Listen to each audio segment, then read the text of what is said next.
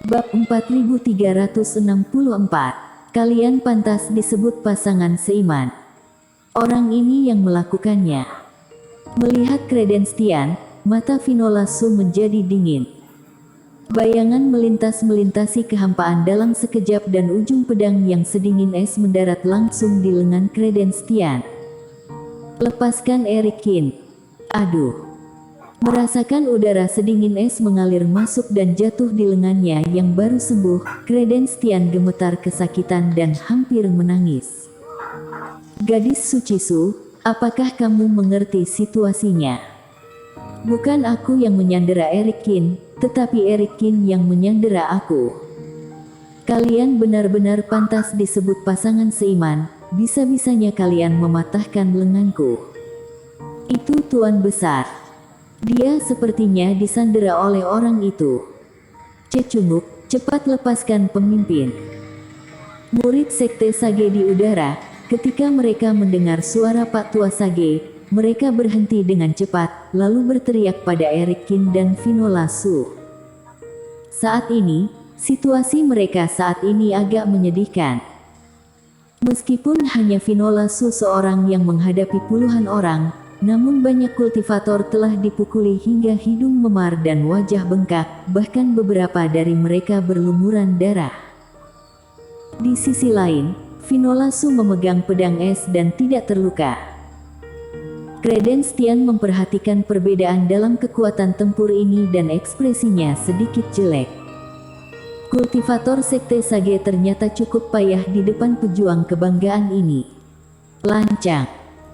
Mengambil napas dalam-dalam, Credenstian sekali lagi mendapatkan kembali aura Pak Tua Sage dan sepasang mata superior menyapu jemaah yang hendak bergerak ini. Teman seiman Qin bukan musuh. Dia sekarang telah menjadi wakil pemimpin Sekte Sage. Kalian harus memperlakukannya sama seperti aku di masa depan. Apakah kalian paham? Pak Tua Sage menatap mereka dan mengumumkan kepada mereka. Wakil pemimpin. Pria bermarga Qin ini benar-benar setuju. Laut benar-benar sunyi dan para kultivator Sekte Sage yang akan bergerak menjadi tenang. Itu agak mengejutkan, tidak bisa dipercaya. Tak disangka, sang pemimpin berhasil. Erikin terlalu keras kepala, dia telah menunjukkan bahwa dia lebih baik mati daripada menyerah di depan semua orang sebelumnya. Bahkan jika matanya hancur, dia tidak akan pernah menundukkan kepalanya. Semua orang merasa bahwa Pak Tua Sage mungkin tidak dapat menaklukkan Erikin. Pada akhirnya, entah kemana perginya Erikin dan pemimpin, tapi begitu mereka muncul lagi, Erikin pun setuju. Benar, pemimpin menunjukkan kebajikan yang besar kepadaku, yang membuatku akhirnya menyadari dan memutuskan untuk mengikuti pemimpin mulai sekarang. Erikin berbicara sambil menangkupkan tangannya. Wakil pemimpin Qin terlalu sungkan, aku juga merasa sangat terhormat dengan mendapatkan bantuanmu. Di masa depan, kamu dan aku akan memerintah Sekte Sage bersama-sama, membuat sekte kita semakin cemerlang. Pak Tua Sage terbatuk ringan, tapi dengan enggan memasang postur seorang pemimpin, bekerja sama berakting dengan Erikin. Dia benar-benar tidak berdaya. Meski pada akhirnya Erikin benar-benar menjadi wakil pemimpin, namun hubungan keduanya justru sebaliknya. Selanjutnya, dia khawatir dirinya akan terus diperintahkan oleh Erikin. Tetapi dia juga tidak ada cara. Pihak lain lebih unggul, yang berhasil menjebak balik dirinya. Namun, ketika adegan ini jatuh di depan orang luar, terlihat Erikin yang rela menundukkan kepalanya dan menyerah kepada pemimpin. Praktisi dari Sekte Sage gemetar karena kegembiraan dan semakin mengagumi Pak Tua Sage. Tuan Besar benar-benar luar biasa. Ini adalah Erikin, pejuang kebanggaan yang terkenal di sini. Meskipun reputasi tubuh kutukan ilahi tidak baik, namun kekuatannya terlihat jelas, seorang master kelas 1. Di daftar peringkat langit, juga ada nama Erikin. Sekarang orang seperti Eric Kin saja bisa ditundukkan, apalagi yang tidak bisa dilakukan oleh sang pemimpin. Melihat jalan surga ini, sepertinya pemenang utama laut warisan ini tidak lain adalah Sekte Sage. Setelah itu, Eric Kin juga melepaskan Andre Sohuo, tetua Gao dan lainnya yang dilempar ke ruang permata sebelum terbang keluar dari Pulau Kura-Kura. Ketika mereka mendengar bahwa Eric Kin memilih untuk bergabung dengan Sage-Sage, mata orang-orang ini hancur. Namun, kalian harus memahami bahwa wakil pemimpin Kin memiliki status khusus dan aku memiliki tugas penting lainnya untuknya, jadi kalian tidak boleh membocorkan hal ini, kata Pak Tua Sage lagi. Baik. Andre Sohuo dan yang lainnya mengangguk dengan cepat. Jika ini di sekte lain, hal semacam ini mungkin akan terbocorkan. Tapi kecuali Eric Kin di Sekte Sage, semua orang memiliki tanda, jadi tentu saja mereka akan merahasiakannya. Wakil pemimpin Kin, dalam kondisi kamu saat ini, apakah kamu ingin aku mengirim seseorang untuk memberi kamu tumpangan? Setelah menjelaskan masalah tersebut, Pak Tua Sage melirik Finola Su yang cemberut di udara dan berkata dengan hati-hati. Tidak perlu, kalian pergilah, aku akan menghubungimu jika aku butuh sesuatu. Baik, kalau begitu wakil pemimpin Kin ingatlah untuk menghubungi aku jika ada sesuatu yang harus dilakukan. Pak Tua Sage juga menghela napas lega dan dengan cepat membawa semua orang pergi. Eric Kin ini sangat menakutkan, lebih baik menjauh. Eric Kin. Setelah semua orang pergi, sosok cantik Finola Su mendarat di samping Eric Kin. Kemudian Eric Kin merasakan sepasang tangan dingin dan lembut menyentuh pipinya. Apa yang terjadi dengan matamu? Suara Finola Su penuh kegelisahan, bahkan sedikit gemetar. Jari-jarinya hanya membelai wajahnya dengan ringan, seolah-olah dia khawatir akan melukai dirinya sendiri. Sebelum Eric Kin memberikan transmisi suara kepada Finola Su tidak menunjukkan emosi apapun, tetapi setelah Credence Tian dan yang lainnya pergi, Finola Su sudah tidak bisa tahan lagi. Finola, aku baik-baik saja. Hanya saja mataku sakit saat aku memecahkan formasi. Itu hanya luka ringan, itu akan pulih dalam beberapa hari. Eric Kin tersenyum. Benarkah? Iya. Kalau begitu berikan lenganmu. Finola Su menggertakkan giginya. Baiklah, sebenarnya jiwa dewaku juga sedikit terluka. Eric Kin tidak berdaya, mengetahui bahwa Finola Su tidak bisa dibodohi olehnya sesuka hati. Jadi dia hanya bisa mengulurkan tangannya dan membiarkan Finola Su menyelidiki. Coba Finola memeriksanya, ini tidak serius. Eric Kin tertawa. Ini masih tidak serius. Kamu tidak bisa melihat lagi. Finola Su memeluk Eric Kin dan berbicara dengan suara menangis. Hidung Kin Cheng sedikit masam. Di depan orang luar, Finola Su adalah gadis suci seperti gunung es. Tetapi di depan dirinya sendiri, Finola Su akan melepaskan semua kepura-puraan dan menjadi gadis yang murni dan baik hati itu. Benar tidak apa-apa, dengan keahlian medisku, jiwa dewa juga bisa disembuhkan. Kamu sendiri juga sudah memeriksanya, jiwa dewa tidak menghilang, tapi terluka, kan? Eric Kin dengan cepat menghiburnya. Kamu tidak berbohong padaku. Tentu saja tidak. Dalam hal ini, Eric Kin tidak berbohong. Jiwa dewa terluka dan bukannya tidak dapat dipulihkan, hanya saja agak sulit. Jika kamu masih tidak bisa melihat, aku tidak akan kembali ke bintang biru, aku akan menikah denganmu sekarang. Finola Su tersedak. Finola. Hati Eric Kin tiba-tiba menghangat. Jika digantikan dengan pasangan yang berhati dingin, ketika tahu pasangannya tiba-tiba menjadi buta, sepertinya mereka akan segera pergi. Tapi apa yang dipikirkan Finola Su di dalam hatinya adalah jika dirinya benar-benar buta, dia akan terus bersama dirinya seumur hidup. Vinola, jangan khawatir, aku sudah berjanji padamu bahwa aku akan mengadakan pernikahan megah yang belum pernah terjadi sebelumnya di Bintang Biru. Bagaimana aku bisa mengingkarinya?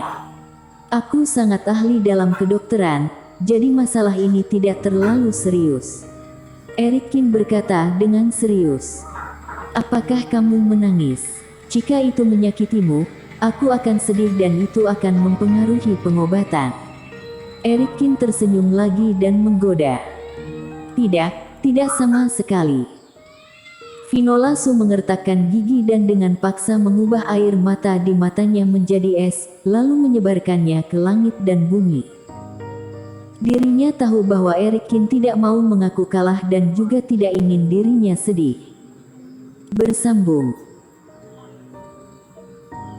Bab 4365. Mata dan Jiwa Dewa. Segera setelah itu, Eric Kin merasakan Vinola Su melepaskan dirinya, lalu sebuah lengan melingkari pinggangnya lagi, kemudian tubuh lembutnya mendekat. Suara Vinola Su terdengar di telinganya. Apa yang kamu alami? Aku akan bertanya padamu setelah kamu pulih. Tapi sekarang karena kamu tidak bisa melihat, maka biarkan aku menjadi matamu, ya. Iya, jika aku bisa memelukmu sepanjang waktu juga tidak apa-apa. Eric Kin memiliki hati yang hangat, dan dia memeluk Vinola Su dengan erat. Kamu tidak diizinkan untuk mengatakan itu lagi. Tangan kecil yang licin diletakkan di bibir Eric Kin, tapi nadanya sangat serius. Siap, kalau begitu gadis suci Vinola, hari sudah mulai gelap, kita harus terbang kemana sekarang? Goda Eric Kin. Sini, kamu tidak perlu menggunakan Reiki, biarkan aku membawamu, kata Vinola Su. Baik, kalau begitu aku serahkan pada Vinola. Eric Kin tersenyum. Sebenarnya Tuan, jika kamu membutuhkannya, aku dapat membantumu memandu jalan. Black Demon terbatuk ringan. Pergilah. Aku jarang-jarang bisa berhubungan dekat dengan cinta yang terus aku rindukan setiap harinya, lalu untuk apa kamu mengganggu? Vinola Su memeluk Eric Kin dan keduanya terbang ke kejauhan saat matahari terbenam. Vinola, apakah ini Eric Kin? Tidak lama kemudian, Mita yang juga datang. Melihat tubuh Vinola Su yang dipeluk erat, Mita yang tercengang sesaat, merasa sedikit rumit, lalu terkejut. Tanpa diduga, intuisi Vinola Su akurat. Eric Kin benar-benar ada di sini. Tapi segera, Mita yang menyadari ada yang salah dengan Eric Kin, terutama dengan mata tertutup rapat dan dua noda darah berkumpul di bawah kelopak matanya. Apalagi kerohanian Eric Kin juga sangat lemah, sepertinya dia terluka parah. Eric Kin, ada apa denganmu? Tuan Istana Yan, lama tidak bertemu. Eric Kin tertawa. Jangan khawatir, ini hanya luka kecil. Vinola, hari sudah mulai gelap, aku akan mengarahkan perahunya dan kamu papah Eric Kin. Mita yang mengerutkan kening, melihat Eric Kin tidak ingin berbicara lebih lanjut, dia pun mengeluarkan perahu roh. Sekarang langit hampir gelap gulita, jika kita tinggal di laut lebih lama lagi, manusia darah itu akan keluar. Vinola Su membawa Eric Kin masuk ke perahu roh. Mita yang berangkat setelah itu dan ketiganya segera mendarat di sebuah pulau terpencil. Sekarang benar-benar gelap. Jika kita tidak bisa tiba di markas malam ini, maka ayo kita bermalam. Setelah mendarat, Mita yang berbicara. Menemukan tempat yang datar dan terbuka, mereka bertiga duduk. Eric Kin duduk bersila dan memulihkan diri, sedangkan Vinola Su dan Mita yang pergi ke samping. Tuan Istana Yan, maaf telah mempengaruhi kamu. Vinola Su meminta maaf. Vinola, kamu terlalu sungkan. Kamu telah banyak membantuku sebelumnya, bahkan jika kamu tidak memiliki kesempatan untuk pergi ke Pulau Emas, aku pasti akan datang untuk membantumu. Mita yang menggelengkan kepalanya dan berbicara. Aku hanya khawatir ketika kamu dan aku pergi, Tetua Di dan yang lainnya yang tersisa serta Yudhira Ying akan memberontak. Finola Su mengerutkan kening. Dia tidak punya keberanian ini. Mengenai hal ini, Mita Yan mendengus dingin, mengungkapkan aura sebagai Tuan Istana Bintang. Usulan kerjasama ini diusulkan olehnya. Juga ada kultivator klan Beruang dan klan Unggas di sana. Jika dia tiba-tiba membelot, maka sama saja dengan kehilangan kredibilitasnya. Selain itu, Pulau Emas sangat besar dan mereka belum tentu bisa memakannya dalam semalam. Adik Finola, bagaimana situasi Eric Kin? Mita Yan berbisik lagi. Cederanya tidak sekecil yang dia katakan, sepertinya telah melukai jiwa dewa, tapi dia tidak mau memberitahuku. Finola Su khawatir. Jangan khawatir, saat kembali nanti, aku akan melakukan yang terbaik untuk menyembuhkan Eric Kin. Mita Yan berkata dengan serius. Terima kasih. Kali ini cederanya memang agak serius. Di ruang terbuka, Eric Kin duduk bersila di atas bantal jerami, jiwanya bergantung di laut kesadaran, dengan ekspresi serius. Di hadapan Finola Su, Eric Kin bersikap santai, tentunya agar tidak membuat Finola Su sedih, namun nyatanya cedera ini cukup merepotkan. Jenis luka apa yang paling sulit disembuhkan bagi seorang kultivator? Selain kerusakan fondasi kultivasi yang sudah berlangsung lama, sepertinya adalah cedera jiwa dewa. Tentu saja, jika luka jiwa dewa sudah bertahun-tahun tidak sembuh, lebih sulit disembuhkan daripada luka lama fondasi kultivasi. Pada saat ini, Eric Kin di bawah serangan rantai pola dewa, secara paksa menggunakan mata dan jiwa dewa untuk menyelidiki dan sekarang kemelekatan jiwa juga telah mengalami kerusakan. Eric Kin tidak bisa melihat segala sesuatu di luar untuk saat ini, begitu juga dengan kerohanian. Sederhananya, dia sekarang seperti orang buta tanpa kultivasi. Dapat mendengar, menyentuh, dan mencium, tetapi tidak dapat melihat apapun. Dan ini juga bukannya tidak ada jalan keluar. Tidak ingin dikendalikan oleh Credenstian, Eric Kin sudah lama mempersiapkan mental untuk ini. Untungnya kerohanian yang ada di dalam tubuh tidak terpengaruh. Jiwa bergerak aktif di laut kesadaran dan masih bisa melihat segalanya. Memeriksa jiwa dewa, Eric Kin menarik napas dalam-dalam. Kondisinya agak buruk. Dia tidak hanya melukai jiwa dewanya untuk secara paksa mendeteksi pola dewa, tetapi dia juga menggunakan pembagian jiwa untuk menangkap Credenstian. Jika tidak, mengganti jiwa dewa dengan pembagian jiwa dapat meredakan situasi untuk sementara. Tapi sekarang seperti ini, persepsinya tentang dunia luar hampir nol. Apakah Finola Su dan Mita Yan ada di sisinya atau seberapa jauh mereka, dirinya sudah tidak bisa merasakannya. Situasi ini sungguh tidak nyaman. Tapi kabar baiknya adalah jiwa dewanya hanya terluka, bukan menghilang. Jadi secara teori, selama dia bisa menyembuhkan kerusakan jiwa dewa, dia akan memulihkan kerohanian dan deteksi matanya, berbeda dengan Mulia Su. Apalagi imbalan dari perjalanan ini tidak sedikit. Sekte Sage yang sekarang berada di bawah kendalinya dan Credenstian mungkin dapat meramal beberapa hal yang berguna. Serta ada setetes darah yang ditinggalkan oleh organisasi rahasia siluman. Setelah Penatua keempat lolos, mereka kembali menyerang dirinya dengan gila-gilaan, bahkan meledakkan diri. Itu membuktikan bahwa pasti ada yang salah dengan tetesan darah berwarna-warni di kotak batu giok yang dia dapatkan sebelumnya. Saat kerohanian pulih, tetesan darah ini harus dipelajari dengan cermat. Mari kita pisahkan dulu lukanya, mata dan jiwa dewa. Eric Kin tetap santai dan tetap tenang, mengetuk tanah dengan jarinya dengan ringan. Mataku terpenjara oleh rantai pola dewa. Selama rantai itu putus, mata akan lebih mudah dipulihkan. Tampaknya matanya terluka lebih parah. Tetapi sebenarnya pupil itu adalah bagian dari tubuh Taois. Pada dasarnya pupilnya itu baik-baik saja tetapi disegel oleh rantai pola dewa, jadi seberapapun parahnya luka itu tetap tidak melibatkan tingkatan jiwa dewa. Oleh karena itu, selama segel dibuka, matanya dapat melihat. Sedangkan jiwa dewa, dia hanya bisa menemukan jalannya nanti. Mungkin, selama dirinya mengolahnya, jiwa dewa perlahan bisa pulih. Jika tidak, Credence Tian mungkin dapat meramal beberapa solusi.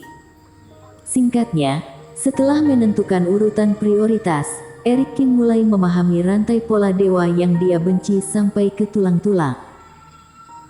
Rantai bajingan ini biasanya tidak bergerak, tetapi setiap kali disentuh, itu akan menimbulkan banyak masalah bagi dirinya dan akan semakin serius setiap kalinya. Bersambung.